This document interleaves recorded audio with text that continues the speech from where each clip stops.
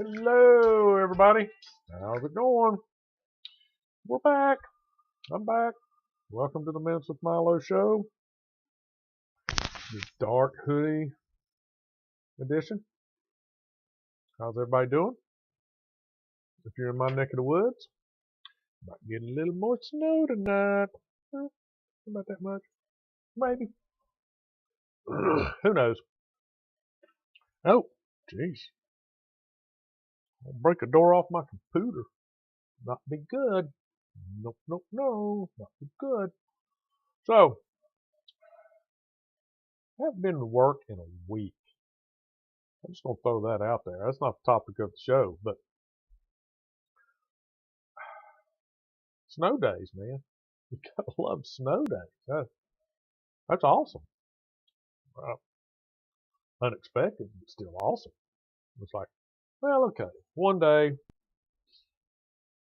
I can see, okay, good. 2 days, what the hell? Pinch me. What? 3 days? Am I fired? What's going on? And then, well, I work 4 days a week, 10 hours a day. So anyway, the fourth day, I bet the company doesn't even exist anymore.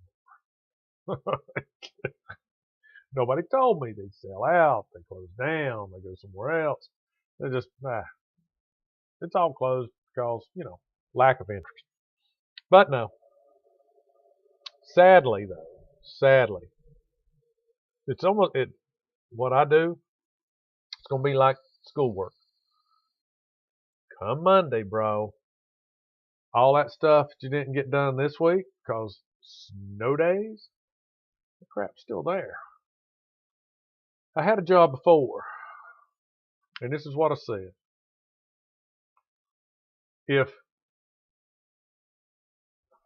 How did I word that? If you went on a week's vacation, you came back, and the same stuff was on your desk that when you left, then you're not needed, right? If you go on a week's vacation and you come back,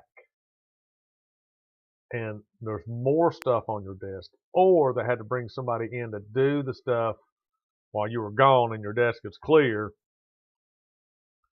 then your job's important. If you go on a week's vacation, you come back and your stuff's all the same, ain't nothing changed, you still have to do, the same thing, nothing more, nothing less. They don't need you, man. They don't, and I don't know where I worked before. People could have gone for a year. They could have just call me if something happens and you need me. That's it. I didn't. Anywho, so go back Monday, bud. I'm gonna pay the piper. I'm gonna pay the price. It ain't gonna be pretty. Stuff don't go away, bro. It piles up like scooping and shoveling snow. All right. Anyway, tonight's topic. I'm gonna say it the Yaupon Holly. Yaupon Holly. The Yaupon Holly. It's native to southeastern United States, about from Texas over towards the east, as high up as Virginia on this end of the coast, down to Florida. And apparently it's native. Now, you know how that might be. It's native now, but a couple thousand years ago, some dude had it in his pocket when he got off the boat. And, oh, that's a good place to plant that. Puts it down in there. Let's see what happens. I don't know. Right now, I consider it native. So, and it has caffeine. So you can brew a tea with it. So, how did this start? How did I get upon this? Now, I've known about this for some time. Not my lifetime, but just, 8, 9 months, whatever. And maybe I've talked about it on the show before. Can't remember. And if I have, stop watching now. If you've heard it, go on about your business.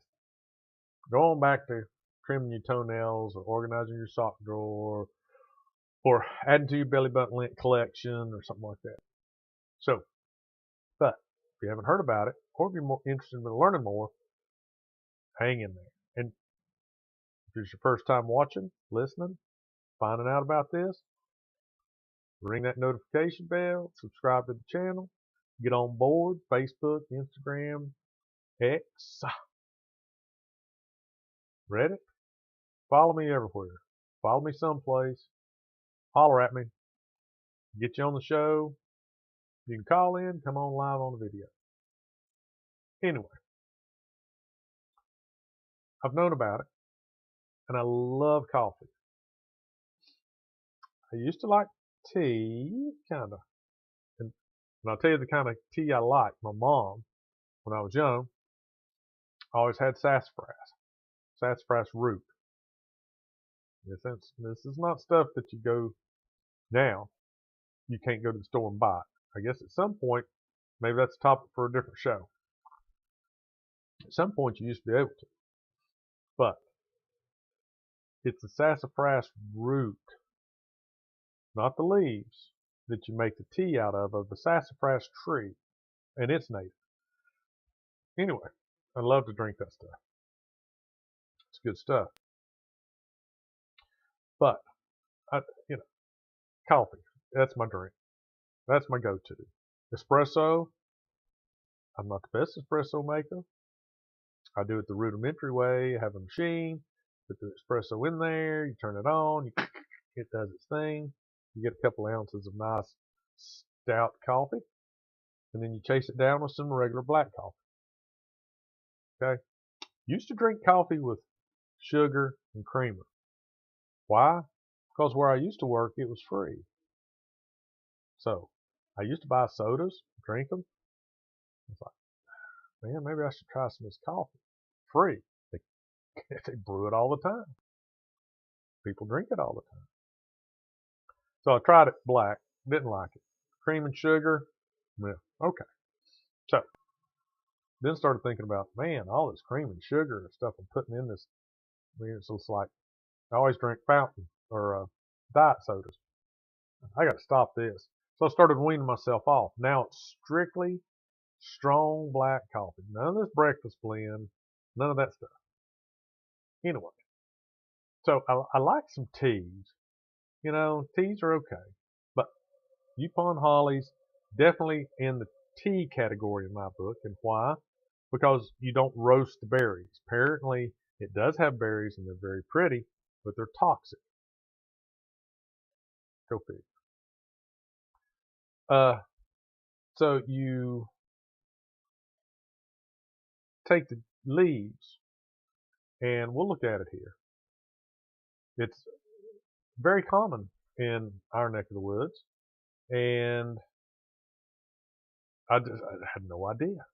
In fact, now, I just decided tonight, just right now, you're hearing it, I want to try to find me a Yaupon Holly bush at a nursery and buy one, so I know I'll have one. Then once I have one, I'm going to start looking around my property and see if I have any that are native. Like, right now it's wintertime. There's no leaves on anything. So I'm going to look to see if I've got some growing on my property Yaupon Hollies. And then I'm going to try to make some tea out of these. So what is it? What's it look like? What's it good for? And why did I call it a warrior's drink? All that's coming up. Don't rush me.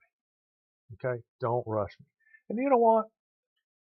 Let me do this just real quick. I hadn't done it in a long time. I have done it in, Methuselah's age. And highlight that. Now this is probably just going to be just for a minute. Just for un momento secondo. Well, fade to black. Wah! My telephone number. That is the Minutes with Milo guest line. Okay? So, 423-482-1413. Again, 423-482-1413. Call it. Now, I only keep it live during the show. Other times, I forward it to a cell phone that I don't answer.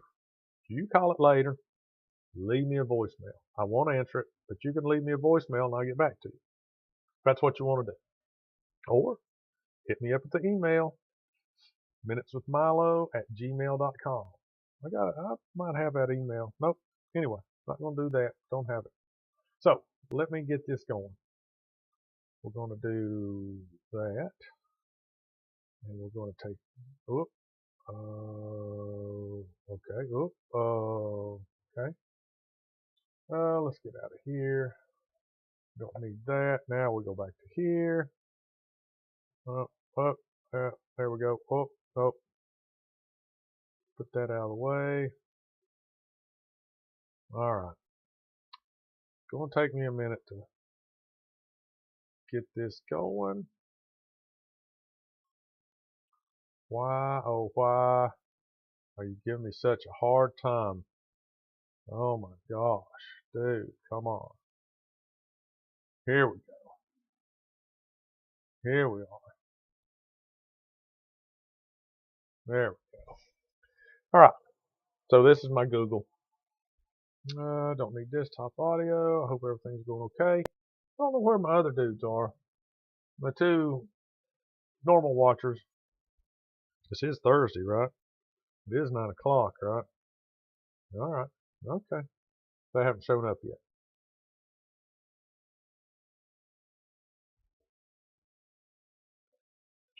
Yaupon Holly, the only caffeine source native to the U.S., has potential to explode. Not literally, all right? Not literally, but in popularity. So let's see. So this is here. The resurgence of America's only native caffeine source. The ingredient that started it all and how it'll lead us to a better future. Now, you can't hardly see this up here, but this is the YauponBrothers.com, American Tea Company's website. Right? So I haven't looked at a bunch of this, but they apparently are trying to get Yaupon Holly tea as a main, in the main light, in the mainstream. Bring it to the mainstream. Like if you go to Food City, Kroger's, yogurts, you know, Piggly Wigglies and all this other kind of stuff, you can go in and, you know, next in there in the herbal teas or whatever, organics, you can find it and you can buy it and you can drink it. So this is what they're trying to do. So the indigenous Timucua people of Florida called Yaupon Casina and believed that it purified the mind and the body of those who drank it. Timucua warriors strength and energy before the hunt and battle were given. Oh, I need to read the whole thing. I'm sorry. The leaf's natural caffeine and powerful antioxidants also gave the Timucua warriors strength and energy before the hunt and battle. The leaves were roasted, infused in boiling water, and drank hot from elaborately carved whelk shells. Even though Yaupon contains around 30% less caffeine, and we'll look at this in a second, than coffee, but it also serves up healthy doses of theophylline and theobromine, which complement the caffeine to a smooth and jitter-free energy boost with no crash. All right, so I looked up those two, and those are in chocolate too. They're in coffee. Hey, Robert, what's up, man? Are you in the spirit world tonight? Well, that's okay. You found your way here. And Clell's here too. All right, so I'm glad y'all missed me making fun of you earlier. So, anyway, so this chick is, dude, I guess she's cutting it back. I wouldn't think that you'd have to cut it down to harvest it, but the Yaupon comes from the naturally caffeinated leaves of the Yaupon Holly tree in the Ilex family, found only in the southeast United States from Texas to Florida and north through Virginia. Yaupon is the only naturally caffeinated plant species that grows in the U.S. and most of North America. Yaupon Brothers trees are grown in certified organic forest farms on the central Atlantic coast of Florida, where the Yaupon consumption began 8,000 years ago. Okay, so with the advantage is the health benefits being far better than any other caffeine alternative like coffee. Yerba tea, never heard of it. Yerba mate, never heard of that either. And normal tea, we're helping tea drinkers as well as tea growers. Help yourself and your local ecosystem with Yaupon tea. All right, so for thousands, this is the history as they understand it. For thousands of years, indigenous people in the southeast United States drank an infusion of Yaupon leaves and water for energy. Let me stop right here. I like this word infusion. All right, makes it sound scientific and working together and wonderful and robust and infusion.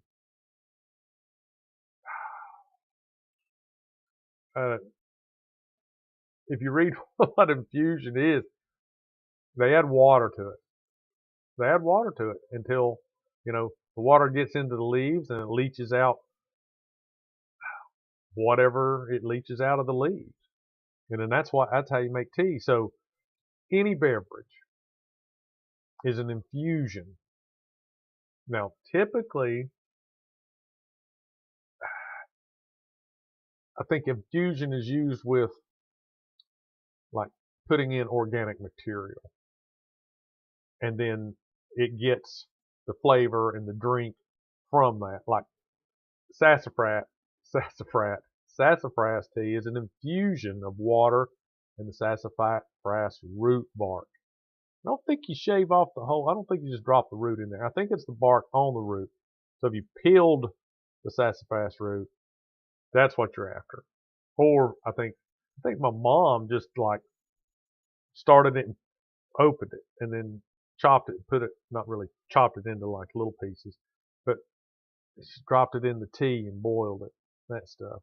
So that's an infusion. Coffee is an infusion. Tea is an infusion. So anything you put water in, or I would say beer, is an infusion. Whiskey is an infusion. You're putting it in there with water and it's leaching out or pulling out the flavoring, the tastes, and all that stuff, and then you drink it. And water is the medium in which you do that. So I like the fact that they're using these big infusion words, but basically they're, mixing hot water with it, letting it steep, and then either filtering it or just, being real careful not to drink the leaves. Maybe they did drink the leaves. Get to the bottom and chew the leaf. I don't know. But anyway, people in the southeast United States drank an infusion of Yaupon leaves and water for energy in medicinal, ceremonial, and purification rituals. Now, I probably won't look at it. Somewhere in here, they'll give it its scientific name that it was labeled because, okay. So settlers come to the United States, and there's a lot of plants. You're going to put your glasses on, put your thinking cap on. You just got to have your thinking cap. Yours is probably shaped like a triangle, like this. And when they called your thinking cap, it's D-U-N-C-E is the name of your cap. No, I'm just kidding. I wonder what I went to elementary school, and there was discipline, but I had never seen. The teacher put kids out into the hall.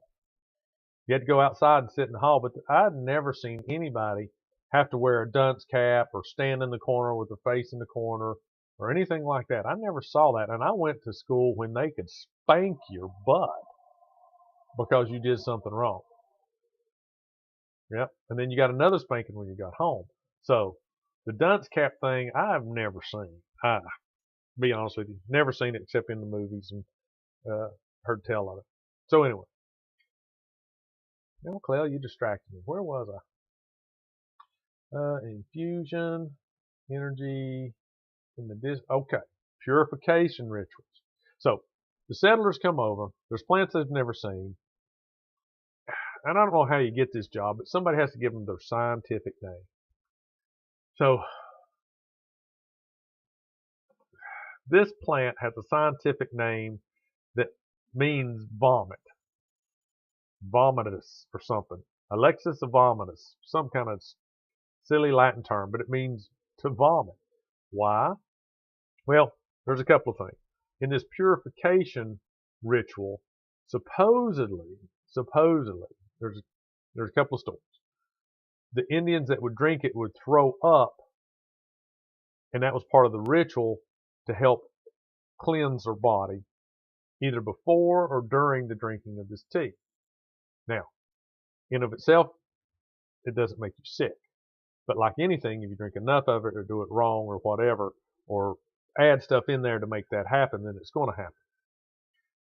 The other theory is that the person that named it, and I've read it in here, maybe we'll look at it, he didn't like, because at the time, Yaupon, in the settlers' times, the first settlers to the U.S., white settlers to the U.S., tea was a big thing. And this was a native competitor. They didn't have to import it. You know, you see what I'm saying? So this was grown here. You could go out into the woods or wherever, find it, pull the leaves off of it, and you could make your own tea. So, and it was associated with a poor man's tea, because if you own land or if you come across a bush growing along the fence row, you could pull the leaves off of it. You knew what you were doing, which plant you were getting. You pull the leaves off of it, take it home, dry it out, make tea with it. So it threatened the big tea companies. And so they supposedly, this guy gave it the name so that people would think, oh, well, if I drink that, it's going to make me sick and throw up. Not true. So later on, Yaupon tea energized European coloners and early Americans before fading into obscurity for over 200 years. Today we know the science behind Yaupon's amazing properties and health benefits, and we're here to make it your favorite tea. Remember, this is Yaupon Brothers American Tea Company's website, so they're all about it. And I don't know where this picture came from. See, this dude over here is puking. All right. I don't know. This is really kind of a weird thing. They all have long hair. Pretty buff dudes, really, you know. Got some muscles, got a little six-pack going on here. This guy's doing his back pose. And then the ladies, you know, they look like they're brewing it up, making it here. And these soldiers here, like, what are these yahoos doing? Let's get out of here. No, I think I like it. This guy here, he's kind of looking at the ladies. Now he's side-eye, giving the ladies the side-eye. Like, So, that goes into what they're doing with it. Yaupon. Here's another section of it. Now this, let's see if we can get this up. Now I know this doesn't show me a lot. Where'd it go? Come on, dude. What'd you do with my picture? I was trying to get this up so you could see the, let's open that in a new tab.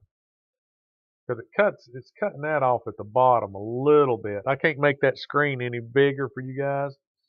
I mean, it's showing part of the leaf. But on this closest leaf right here, you can kind of see these little specks. These little, that's what you'd see like, you know, spikes like on a little holly tree. But the berries look like a holly tree. And hence maybe the name. Because it's in, maybe, I think it's in that family. So coffee is thought to originate in the Middle East. I looked that up. I was going to do a show tonight on the history of coffee because I really like it. And then just dawned on me, it was like, well, I'll do the history of coffee. I can do that anytime. Yaupon, here, grown in the United States, native. So, where is it? Coffee is thought to originate in the Middle East. Tea comes from Asia, and even alternative energy drinks like guarana something and herba mate hail from South America. There is, however, one local contender looking to break into the scene, Yaupon Holly, the only naturally occurring caffeinated plant in the United States. Has a pleasant taste, health benefits. Yaupon tea has plenty going for it, but will consumers be put off by its unflattering history? If you're looking at trends in caffeinated beverages, the thing I think that is the most interesting right now is the one that's got potential bullet for market expansion is Yaupon, says Mark Yulfamatumfla, founder and executive director of American Botanical Council in Austin, Texas. With the popularity of yerba mate and Gaia USA teas in the United States, it is no stretch to imagine the success of a close relative Yaupon. A member of the same Ilex family as South American cousins, Yaupon is native to the United States, East Texas to Georgia, contains about 1% caffeine.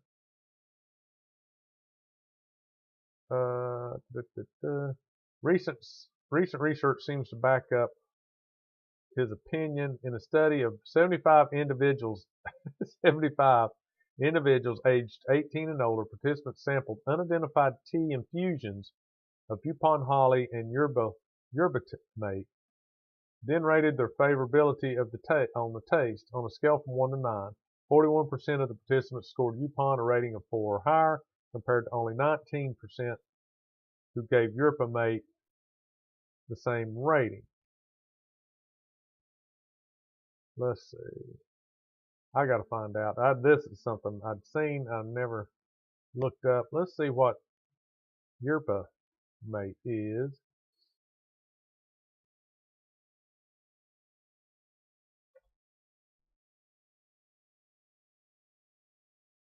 All right.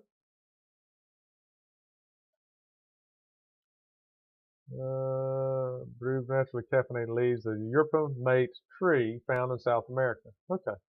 So it's just that. It's not a tea plant. It's a tree. All right. Here's Wikipedia. I didn't look up. We'll have to look up the. So see, it's got the red berries in it too.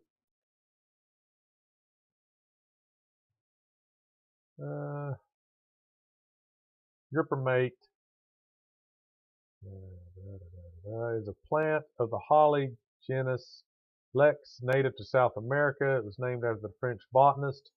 The leaves of the plant can be steeped in hot water to make a beverage known as mate. Brewed cold, it is used to make teriyee. Both the plant and the beverage contain caffeine. The indigenous Guarana and some Tupi communities whose territories covered present-day Paraguay first cultivated and consumed yerba mate prior to European colonization of the Americas. So, it is the same kind of stuff, but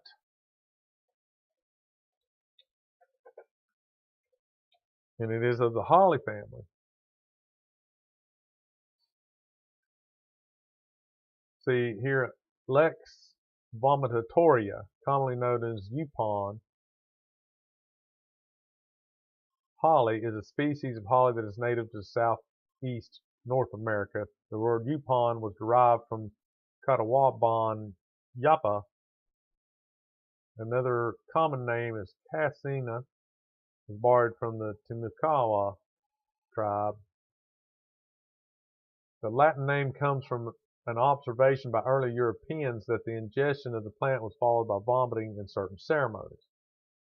The plant was traditionally used by Native Americans to make an infusion containing caffeine. It is only one of 2 known plants endemic to North America that produce caffeine. The other, containing 80% less, is Lexicassin, commonly known as the Yaupon holly. Yaupon is also widely used for landscaping in its native range.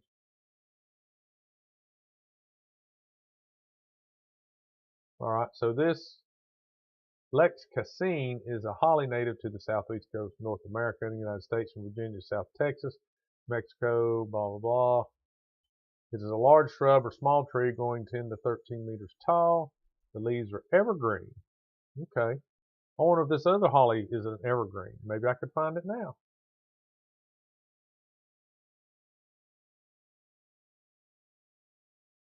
As with other hollies, it is dioic something with separate male and female plants. Only the females have berries, and the male pollinizers must be within range for bees and pollinators.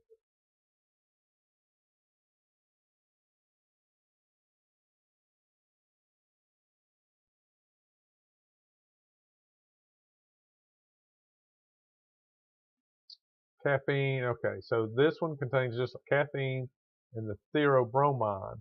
Leaves of both species may have been used in Native American cuisine, the black drink. There have been confusion in the literature as to which species is commonly used to brew the drink. Provides the but Vimatora provides more caffeine as probably the usual ingredient in caffeina. An analysis of the levels of, I can't pronounce this word, in the leaves used in various stimulant drinks found that caffeina leaves have about 20% by dry weighted the amount of caffeine found in the volumetric. 8% of that caffeine. Too much reading, too much science. So there's actually 2 plants of the holly that's native to the U.S. Yeah, Robert, I looked up. Caffeine does not, or sassafras does not contain caffeine. But, and you missed the first part of the show, and I mentioned sassafras. I can't remember. Let's just say, probably in the early '60s, you could buy sassafras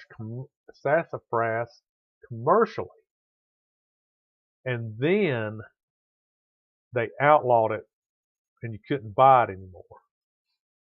And I looked that up because I wondered. I did the search. Does sassafras have caffeine? And it said no, but it does contain something else that the FDA decided wasn't worthy of drinking, and so they outlawed it. So I could do a show on sassafras, but we'll look at that, what that is, real quick, if you'll kind of remind me at the end of the show. Yeah, I was talking about my mom. She always had some of the root. Uh, I can't remember what she kept it in. Now some kind of container. Otherwise, it'd just be strung out all over the cabinet. But kept it in some kind of little container, and she would infuse water with sassafras. And the one thing I remember about the sassafras tea was its color.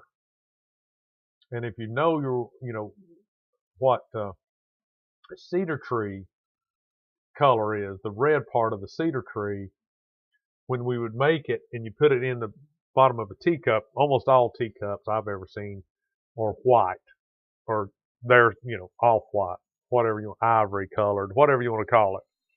But so you look down through it, and it was just like a real light reddish kind of color, and it had a really good aroma. But yeah, that's what it kind of reminded me of. If you think about it, anything like sarsaparilla, that's so sassafras, I think, is made into sarsaparilla, which was used to flavor root beers and some other drink, I think. And they had to stop using this sarsaparilla or sassafras in making drinks because of this FDA rule that came out. I think it was the mid '70s. But yeah, I've got some sassafras trees here on the property, and if me and Craig looked at this one time,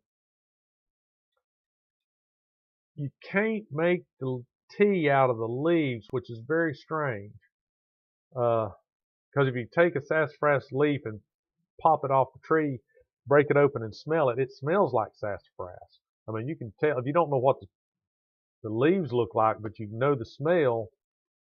You know, you could go around smelling all the leaf stems and you could find you a sassafras tree just from the smell.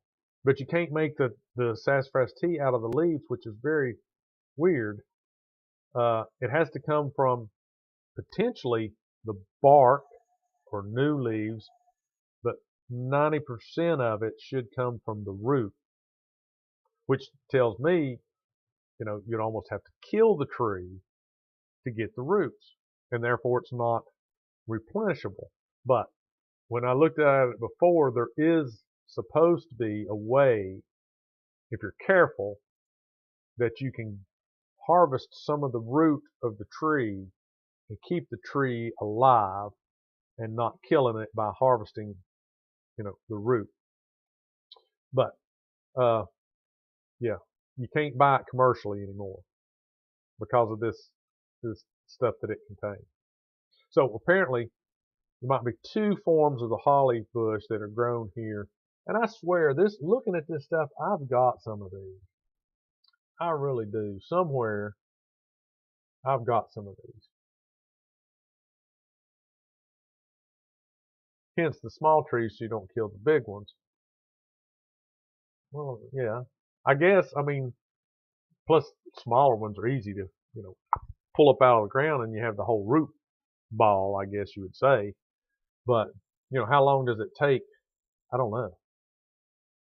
You know, talked on here before about pawpaws and how I've tried to grow them, and they grow wild in patches, groups. And could you, you know, could you have your sassafras patch and, you know, have them in various stages? So you would have, you know, seed producing trees, and how long would it take you to grow one that's, you know, a foot and a half tall? Is that going to give you enough roots? They're going to be tasty. Should they get like 3 feet tall before you pull them up and then snip off the root? So I kind of like that idea of somehow harvesting just part of the root from, you know, maybe different trees that you could find, and that way they could still grow, and, you know, you could, you know, maybe not kill them. So I never knew. I think I went out one time with her to get sassafras, and I'm pretty sure we just found us a waist high tree and worked it around, pulled it up out of the ground, and there was the root ball. And then, you know, you snip it and take it and wash it, and then she would, you know, make the tea. But back to Yaupon hollies. So where was the one? That was that one. So here's some more pictures of it. I don't know if you can see that, but it looks not like a regular holly. But can you see? I don't think you can see that. Let's open that in a new tab. Maybe it'll get bigger. Can you see that? See how the edges are like sawtooth a little bit? Well, zoomed in on that one really good.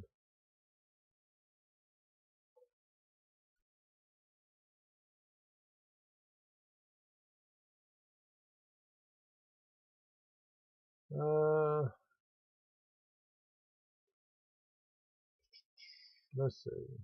I think I've looked at this one. See, I know somewhere I have seen these bushes.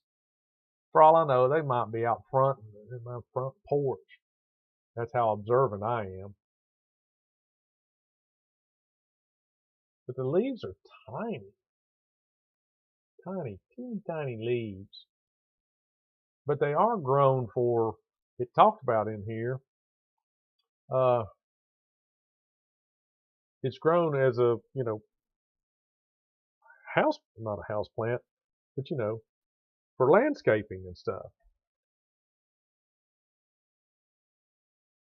So there's a dwarf holly that you can get.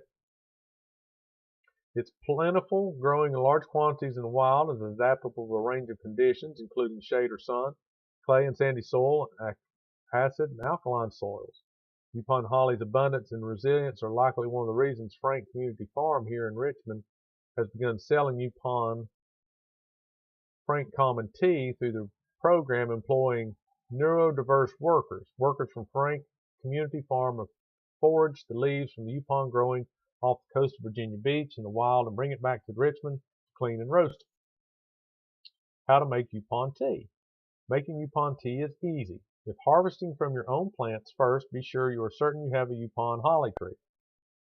Number one, or apparently whatever this other caffeinated holly is. Plants can look similar, and there are plenty of poisonous ones out there. You can't make tea from just any holly.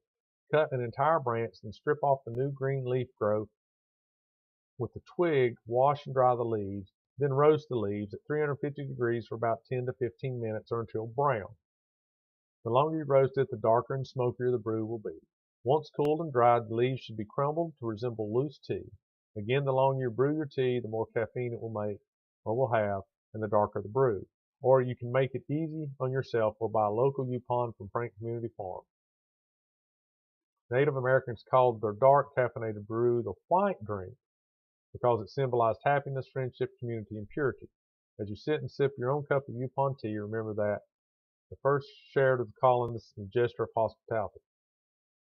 All right. You may also see reference to Yaupon tea being called a black drink.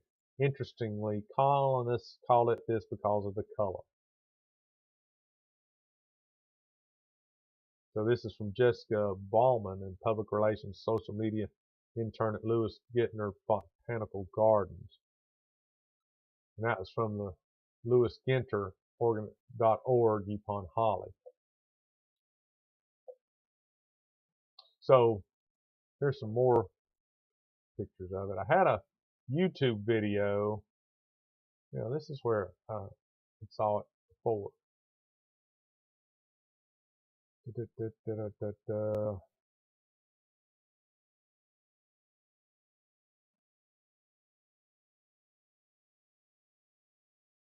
All right. So let's jump right over here real quick to sassafras. All right. Sassafras is a plant. It's not a plant, it's a tree. The root bark is used to make medicine. Tea. Despite serious safety concerns, people use sassafras for many conditions, but there's no good scientific evidence to support the issues. In beverages and in candy, sassafras was used in the past to flavor root beer. It was also used as a tea. The sassafras tea contains a lot of safrole, the chemical in sassafras that makes it poisonous. 1 cup of tea made with 2.5 grams of sassafras contains about 200 milligrams of safrole. This is about 4.5 times the dose that researchers think is poisonous. They think it's poisonous. So in 1976, the U.S. Food and Drug Administration ruled that sassafras could no longer be sold as sassafras tea. How does it work? They don't know. There's not enough information. So this is from WebMD. So let's look and see what safrole is.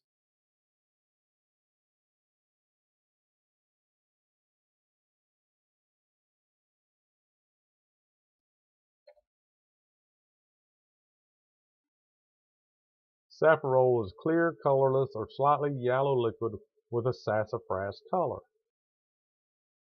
Why would, sassafras odor. Duh. I was going to say, well, sassafras slightly yellow. It's used as a flavoring agent in drugs, beverages, and foods, and to make other chemicals. Is safrole illegal in the U.S.? Because safrole is a carcinogenic, the FDA has banned the use of the oil as a food additive. A dose of safrole of 0.66 milligrams is considered hazardous for humans. Well, then what's it used for? Safrole has been used as a flavoring agent in drugs in the manufacturing of heliotropin, perfumes, soaps, and something else. A compound used in a variety of insecticides.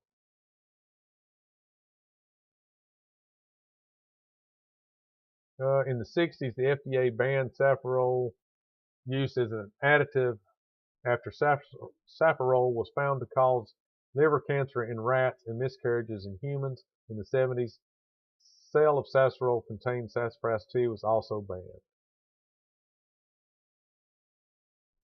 Until 1960, it was also used to make beverage similar to root beer. However, it's explained by drugs.com, use of sassafras plant in food and beverages is now illegal in the U.S. due to carcinogenic effects.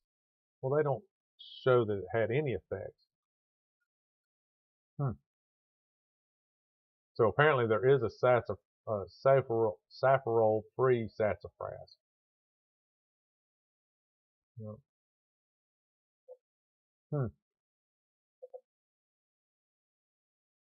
That's why you can't find sassafras tea anymore. I never knew it was commercially available. Well, let's see. See, I've searched the sassafras tea caffeinated.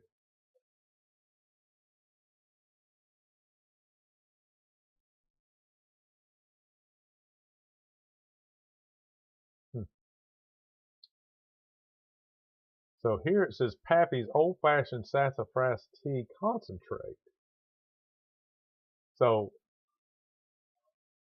how can you have this? It has to be safrole free. Filtered water, all natural extracts. There it is. All natural extracts of sassafras, safrole free. Natural flavorings, caramel coloring, citric acid, potassium sorbate, and preservatives. I bet it's not nearly as good as if you went out there and got you a sassafras tree. So, it's an evergreen. Yaupon Holly's an evergreen. Maybe tomorrow I'll go out and see if I can find some. My wife's got one of those things I can bring her a leaf or a twig or whatever, and she can take a picture of it, and supposedly it will tell you what it is. So anyway, Yaupon Holly. And what was the other one? Did we find out? So there was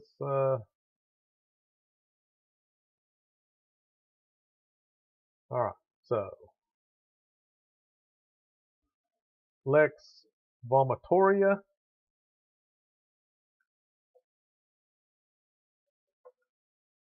Let me do something. I didn't get to see it. How did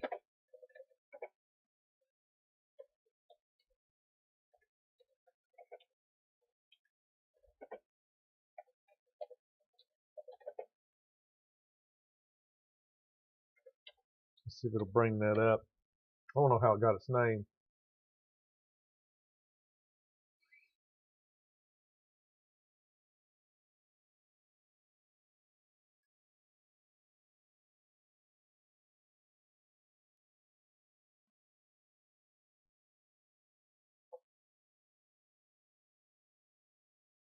I don't know. I can't remember which one I was reading it.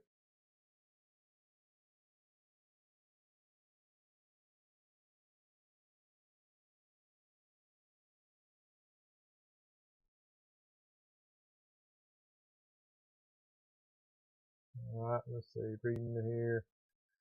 Native Americans living on the 70s. Europe under several different names. They transported it back to Europe. The Yaupon, English called it Carolina tea, South Seas tea, and Castina. Spanish settlers referred to Yaupon as Indian chocolate because of its sweet flavor. The French referred to Yaupon as Appalachian after the Apalachicola Indians that had taught them about the plant. Known as Liberty Tea, sent to Boston to replace imported tea from the Boston Tea Party. In the United States, Southerners have a long history of using native plants to brew tea for generations. Southerners have wild harvested Yaupon as well as other indigenous medical plants like sassafras, Spanish moss, nettles, and white oak. All right. I don't know. I read that somewhere where the guy that gave it its name called it vomitous because he wanted people to be afraid to drink it so that it wouldn't hurt the English tea trade.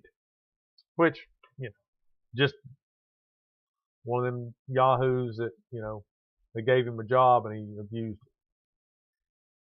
it. Yeah, gray Yaupon.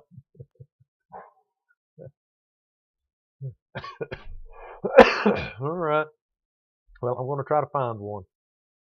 If I find one, I'll let you know. Will I make a tea out of it? Hmm.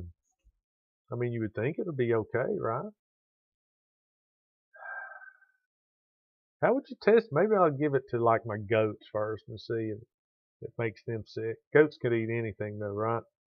So maybe that wouldn't work. I don't know. Find some. Might try it. Might try it. Who knows? Might try to find a sassafras tree. I think I know where one is. And see if maybe we can figure out how to get us some sassafras tea going. I think I'd trust that because of the smell. I've known, and tasted it. So I know what it would smell like. So anyway. All right. Robert, Clell, anybody else that happens to watch this later on, appreciate you stopping by, watching to the end, or skipping to the end. I don't watch the first 5 minutes, skip right to the end, see how it all ends, just like a book. Read the intro, figure out who the characters are, and go right to the end. Who did it? Just a little bit root, not much. We got to have enough, like, if you have one cup, then it's like, man, I got to have another cup. And then it's like, you got to get it all at once. Maybe I could find a baby tree. Of course, here we go. Sassafras is not a evergreen, so it'd be dead right now. I wouldn't be able to. I'd have to wait. Gotta wait springtime till it comes back out. But anyway, like I said, I think I know where one is at least. Alrighty, let's get out of here. Get back to it. Whatever it is, we can get back to it. What happened to me? Where did me go? Who's this down there? Who is that guy? That's me. Oh my gosh. I got to get this back set up back. I'll never get it working right. There we go. Oh, still a little back screen here on the edge. Nope. All right. Thanks again, everybody. I'll say it again and again. Come on back. Till next time. Adios, muchachos. Stop streaming. Did it work?